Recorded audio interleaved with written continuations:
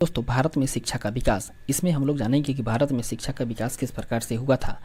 इसका पहला पॉइंट है कि देश में प्रथम शिक्षा मंत्री के तौर पे काम किए थे दोस्तों मौलाना अबुल कलाम आज़ाद। कहने का मतलब है कि मौलाना अबुल कलाम आज़ाद को ही देश में पहले शिक्षा मंत्री का पद दिया गया था। जबकि जबकि भारत में प्रथम राष्ट्रीय शिक्षा नीति की घोषणा की गई थी 1968 ईस्वी में। और भारतीय शिक्षा का Magna carta Charles Wood dispatch को कहा जाता है, जिसे वर्ष 1854 ईस्वी में भारत सरकार के समक्ष प्रस्तुत किया गया था। कहने का मतलब है कि भारतीय शिक्षा का मैग्ना कार्टा कहा जाता है चार्ल्स वुड डिस्पैच को, और इसे चार्ल्स वुड्स डिस्पैच को 1854 ईस्वी में भारत सरकार के समक्ष प्रस्तुत किया गया था। इसके बाद में बात करें तो भारत में अंग्रेजी शिक्षा का सूत्रपात जो है वो है लॉर्ड मैकाले, और शिक्षा का माध्यम जो है वो अंग्रेजी बनाने के लिए मैकाले का विवरण जो है उसका विवरण पत्र रहा है, जो कि वर्ष 1835 ईस्वी में इसे जारी किया गया था। इसके बाद में शिक्षा में सुधार के लिए अंग्रेजी सरकार ने हंटर आयोग का गठन किया था और 1882 ईस्वी में इस आयोग का गठन किया गया था। जबकि इसके बाद में सेटलर आयोग का गठन वर्ष 1917 ईस्वी में किया गया था।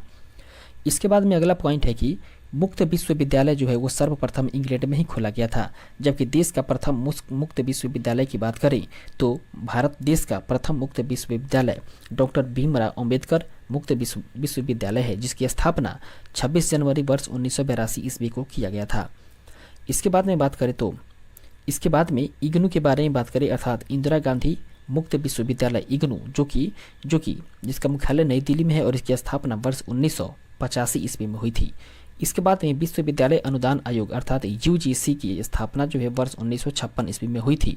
जबकि राष्ट्रीय शैक्षिक अनुसंधान और प्रशिक्षण परिषद अर्थात एनसीईआरटी की स्थापना वर्ष 1961 ईस्वी को हुई थी।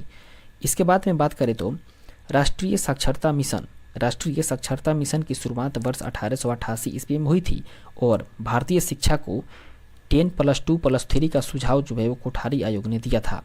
कहने का मतलब है कि भारतीय शिक्षा का पैटर्न रहा था 10+2+3, अर्थात 10वीं क्लास, उसके बाद में इंटरमीडिएट और फिर उसके बाद में ग्रेजुएशन, और इसका सुझाव देने वाला एक आयोग बनाया गया था और उस आयोग का नाम था दोस्तों कोठारी आयोग।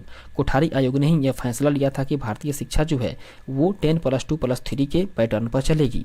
इसके बाद में बात करें तो ऑपरेशन ब्लैक बोर्ड नामक कार्यक्रम जो है वो वर्ष 1987-88 में लागू हुआ था। जबकि केंद्रीय अंग्रेजी एवं विदेशी भाषा के बारे में बात करें तो केंद्रीय अंग्रेजी एवं विदेशी भाषा संस्थान और इंडियन स्कूल ऑफ बिजनेस कहाँ है दोस्तों, यह है हैदराबाद में। जबकि विश्व भारती विश्वविद्यालय की स्थापना रविंद्रनाथ टैगोर के द्वारा वर्ष 1921 ईस्वी में की गई थी। वहीं भारतीय विश्वविद्यालय आयोग के गठन की बात करें तो भारतीय विश्वविद्यालय आयोग का गठन किया गया था 1902 ईस्वी में। इसके बाद में बात करें तो आज़ादी के बाद शिक्षा में सुधार के लिए सरकार ने राधा कृष्णन आयोग का गठन किया था, जो कि इसका गठन किया गया था 1948-49 में। उसके बाद में भारत में सर्वप्रथम आईआईटी खड़गपुर की स्थापना वर्ष 1951 ईस्वी में की गई थी। कहने का मतलब है कि आईआईटी खड़गपुर जो है वो भारत का सबसे पुराना या सबसे पहला आईआईटी संस्थान है। इसके बाद में भारत का प्रथम इंजीनियरिंग कॉलेज है दोस्तों, वो है रुड़की इंजीनियरिंग कॉलेज, जिसकी स्थापना वर्ष 1847 ईस्वी में ही हुई थी अंग्रेजों के समय में। इसके बाद में अगला पॉइंट कह रहा है कि फोर्ट विलियम कॉलेज की स्थापना वर्ष 1800 ईस्वी में लॉर्ड वेलेजली ने कोलकाता में किया था। कहने का मतलब है कि फोर्ट विलियम एक कॉलेज है जिसकी स्थापना लॉर्ड वेलेजली के द्वारा कोलकाता में किया गया था वर्ष 1800 ईस्वी में। और जामिया मिलिया इस्लामिया विश्वविद्यालय की स्थापना 1920 ईस्वी में मोहम्मद अली जौहर ने की थी। दोस्तों, जामिया मिलिया इस्लामिया विश्वविद्यालय की स्थापना 1920 ईस्वी में मोहम्मद अली जौहर के द्वारा की गई थी। जबकि शिक्षा का मौलिक अधिकार अधिनियम जो है वो 1 अप्रैल 2010 ईस्वी से लागू हुआ था। और इसके बाद में राष्ट्रीय शिक्षा दिवस की बात करें तो राष्ट्रीय शिक्षा दिवस 11 नवंबर को मनाया जाता है। इसके बाद में देखते हैं दोस्तों अगले पॉइंट को। अब हम लोग जानकारी प्राप्त करने वाले हैं दोस्तों नोबेल पुरस्कार के बारे में या नोबेल पुरस्कार से संबंधित महत्वपूर्ण तथ्य के बारे में। पहला पॉइंट कह रहा है दोस्तों कि नोबेल पुरस्कार जो है वो स्वीडन के रसायनविद अल्फ्रेड बर्नार्ड नोबेल की पुण्यतिथि पर ही उसकी स्मृति में दिया जाता है, जिनका जीवन काल रहा था 1833 से 1896 ईस्वी तक। इसके बाद में बात करें तो अल्फ्रेड ने अल्फ्रेड ने वर्ष 1867 ईस्वी में डायनामाइट को खोजा था और नोबेल पुरस्कार जिसकी शुरुआत वर्ष 1901 ईस्वी में की गई थी उसका वितरण जो है वो प्रति वर्ष 10 दिसंबर को स्टॉकहोम स्वीडन में तथा ओस्लो नॉर्वे में होता है। दोस्तों नोबेल पुरस्कार का वितरण जो है वो 6 क्षेत्रों में किया जाता है। कहने का मतलब है कि नोबेल पुरस्कार जो है वो 6 क्षेत्रों में दिया जाता है और वो 6 क्षेत्र हैं। भौतिकी का क्षेत्र, उसके बाद में रसायन, शारीरिक विज्ञान या शरीर विज्ञान, उसके बाद में या चिकित्सा भी इसे कह सकते हैं, उसके बाद में साहित्य, शांति और अर्थशास्त्र। इन 6 फील्डों में ही नोबेल का पुरस्कार दिया जाता है। इसके बाद में बात करें तो अर्थशास्त्र के लिए नोबेल पुरस्कार स्वीडिश बैंक स्विस बैंक या रिक्स बैंक के द्वारा अपनी 3 सभी वर्षगांठ के उपलक्ष्य में वर्ष 1967 ईस्वी में प्रारंभ किया गया था और इसके बाद में 1969 ईस्वी में पहली बार रॉन्गर फ्रीस जो कि नॉर्वे में है एवं जैन टीन वर्नेज जो कि हॉलैंड है उनको प्रदान किया गया था। इसके बाद में बात करें तो अमर्त्य सेन को वर्ष 1998 ईस्वी में अर्थशास्त्र कल्याण के लिए नोबेल पुरस्कार दिया गया था, जबकि the royal Swedish academy of science इसे भौतिकी और रसायन विज्ञान के लिए नोबेल पुरस्कार प्रदान करती है। इसके बाद में बात करें तो स्वीडिश एकेडमी ऑफ लिटरेचर जो है वो साहित्य के लिए नोबेल पुरस्कार प्रदान करती है, जबकि बैंक ऑफ स्वीडन ये अर्थशास्त्र के लिए तथा नॉर्वे की संसद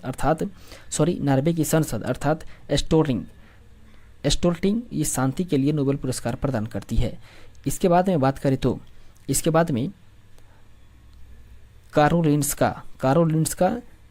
कारोलिन्स्का चिरोजिकल इंस्टीट्यूट जो कि स्वीडन में है वो शरीर विज्ञान अथवा चिकित्सा के लिए नोबेल पुरस्कार प्रदान करती है, जबकि भारत को पहला नोबेल जो है वो साहित्य के क्षेत्र में ही वर्ष 1913 ईस्वी में रविंद्रनाथ टैगोर के द्वारा गीतांजलि के लिए दिया गया था।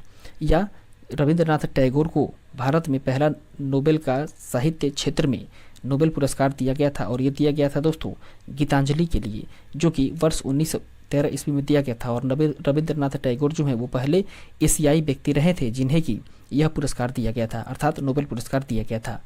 इसके बाद में बात करें तो नोबेल पुरस्कार प्राप्त करने वाली पहली भारतीय महिला की बात करें तो ये मदर टेरेसा रही थी, जिन्हें कि वर्ष 1979 ईस्वी में शांति के क्षेत्र में नोबेल पुरस्कार दिया गया था। इसके बाद में नोबेल पुरस्कार प्राप्त करने वाले एकमात्र मुस्लिम प्रोफेसर रहे थे दोस्तों अब्दुल कलाम। इसके बाद में विज्ञान में नोबेल पुरस्कार प्राप्त करने वाले प्रथम भारतीय सीवी रमन रहे थे, जिन्हें कि वर्ष 1930 ईस्वी में इस पुरस्कार से नवाजा गया था। इसके बाद में बात करें तो नोबेल पुरस्कार 2019 के तहत 9.0 मिलियन स्वीडन क्रोनर जो कि 7.11 करोड़ रुपए की राशि हुई थी उसको दी गई थी। वहीं बात करें तो द्वितीय विश्व युद्ध के समय वर्ष 1940 से 1942 तक नोबेल पुरस्कार जो है वो नहीं दिया गया था, जबकि नोबेल पाने वाली पहली महिला रही थी दोस्तों मैडम क्यूरी, और इन्होंने वर्ष 1903 ईस्वी में रेडियो सक्रियता का खोज किया था। इसके लिए ही इन्हें नोबेल पुरस्कार से नवाजा गया था। जबकि अगला पॉइंट है दोस्तों कि नोबेल पुरस्कार के किसी एक क्षेत्र में 3 से अधिक व्यक्ति संयुक्त विजेता नहीं हो सकते हैं, ये कंडीशन रखा जाता है। उसके बाद में अब तक बात करें तो अब तक केवल 2 बार ही 2 व्यक्तियों को मरणोपरांत यह पुरस्कार दिया जा चुका है। कहने का मतलब है कि मरणोपरांत नोबेल पुरस्कार पाने वाले केवल 2 व्यक्ति ही रहे हैं, जबकि वर्ष 1974 ईस्वी में यह नियम बना कि मरणोपरांत किसी को नोबेल पुरस्कार नहीं दिया जाएगा। इसके बाद में अगले पॉइंट को देखें तो कह रहा है कि सबसे कम उम्र में नोबेल पुरस्कार प्राप्त करने वाली पाकिस्तान की मलाला यूसुफजई रही थी, जो कि मात्र 17 वर्ष की उम्र में ही उन्हें नोबेल पुरस्कार से सम्मानित किया गया था, जिसे कि 2014 ईस्वी में यह पुरस्कार दिया गया था। और ये नोबेल रहा था दोस्तों शांति के क्षेत्र में या शांति का नोबेल पुरस्कार। कहने का मतलब है कि वर्ष 2014 ईस्वी में शांति का नोबेल पुरस्कार प्राप्त करने वाली पाकिस्तान की सबसे कम उम्र की महिला रही थी दोस्तों, जिसका नाम था मलाला यूसुफजई। इसके बाद हम लोग आगे बढ़ेंगे। अब हम लोग जानकारी प्राप्त करने वाले हैं दोस्तों नरेगा एवं मनरेगा के बारे में। दोस्तों इससे संबंधित पहला पॉइंट कह रहा है कि नरेगा अर्थात NREGA नरेगा का पूर्ण रूप होता है दोस्तों राष्ट्रीय ग्रामीण रोजगार गारंटी अधिनियम अर्थात national rural employment guaranteed act. दोस्तों नरेगा का पूर्ण फुल फॉर्म होता है राष्ट्रीय ग्रामीण रोजगार गारंटी अधिनियम। और बात करें तो राष्ट्रीय ग्रामीण रोजगार गारंटी अधिनियम को 25 अगस्त वर्ष 2005 ईस्वी को संसद में पारित होने के बाद ही 7 सितंबर 2005 ईस्वी को अधिसूचित किया गया था। कहने का मतलब है कि राष्ट्रीय ग्रामीण रोजगार गारंटी अधिनियम अर्थात नरेगा जो है वर्ष 2005 ईस्वी का 25 अगस्त के दिन ही संसद में पारित किया गया, और जबकि इसके बाद में 7 अगस्त 2005 ईस्वी को यह अधिसूचित किया गया। इसके बाद वाले पॉइंट को देखें तो कह रहा है कि इसका शुभारंभ 2 फरवरी वर्ष 2006 ईस्वी को प्रधानमंत्री मनमोहन सिंह के द्वारा आंध्र प्रदेश के अनंतपुर जिले के बंदालापल्ली गांव से हुआ था, जबकि 2 अक्टूबर वर्ष 1909 ईस्वी को नरेगा का नाम परिवर्तित करके मनरेगा अर्थात महात्मा गांधी रोजगार गारंटी अधिनियम कर दिया गया। इसके बाद में बात करें तो नरेगा के पहले संस्करण की अवधारणा एवं तैयार जो है वो जीन द्रोण जो बेल्जियम के रहने वाले थे उन्होंने किया था, जबकि इस योजना का मुख्य उद्देश्य रहा था दोस्तों गरीबी रेखा से नीचे रह रहे लोगों को न्यूनतम 100 दिनों का रोजगार प्रदान करना, जिसमें कि महिलाओं की भागीदारी 33% हुआ करती थी। इसके बाद में बात करें तो 15 दिन के अंदर रोजगार न मिलने पर बेरोजगारी भत्ता देने का भी प्रावधान किया गया था, जबकि इस योजना के अंतर्गत निवास स्थान से 5 किलोमीटर के दायरे में रोजगार देने का प्रावधान है, और इससे अधिक दूर होने पर 10% अतिरिक्त मजदूरी भी मिलने की प्रावधान रखी गई थी। इसके बाद में अगला पॉइंट कह रहा है कि इस योजना के तहत कार्य की अवधि जो है वो 7 घंटे तथा सप्ताह में 6 दिन ही काम करना शामिल हुआ था, जबकि प्रथम चरण इसका रहा था 2006-07 ईस्वी में, और इस योजना के अंतर्गत देश के 27 राज्यों के 200 जिले तथा द्वितीय चरण में 2007-08 ईस्वी में देश के 130 जिले शामिल किए गए थे। इसके बाद में जब इस अधिनियम का या इस नरेगा का जो तीसरा चरण चला था वो 2008 से और अब तक चल रहा है, जिसमें कि 1 अप्रैल 2008 को देश के शेष 274 जिले शामिल किए गए। वहीं वर्तमान में बात करें तो वर्तमान में देश के 641 जिलों में यह योजना जो है वो अप्रैल 2008 ईस्वी से लागू है, जबकि वर्ष 2008 ईस्वी की बात करें तो 2008 ईस्वी में इस योजना के तहत सभी ग्राम रोजगार योजना का विलय कर दिया गया, और इस योजना का क्रियान्वयन ग्रामीण विकास मंत्रालय के द्वारा किया जाता है। दोस्तों, इस योजना के बारे में और कुछ बात करें तो इस योजना के तहत केंद्र तथा राज्य सरकारों के मध्य 90:10 के अनुपात में वित्तीय सहयोग दी जाती है। कहने का मतलब है कि अगर वित्तीय सहयोग देना हो तो 100 रुपया में 90 रुपया होगा दोस्तों केंद्र सरकार का, जबकि 10 रुपया ही होगा केवल राज्य सरकार का। उसके बाद में बात करें तो मनरेगा के अंतर्गत मजदूरी एवं सामग्री पर राशि व्यय का अनुपात जो है वो 60:40 का है।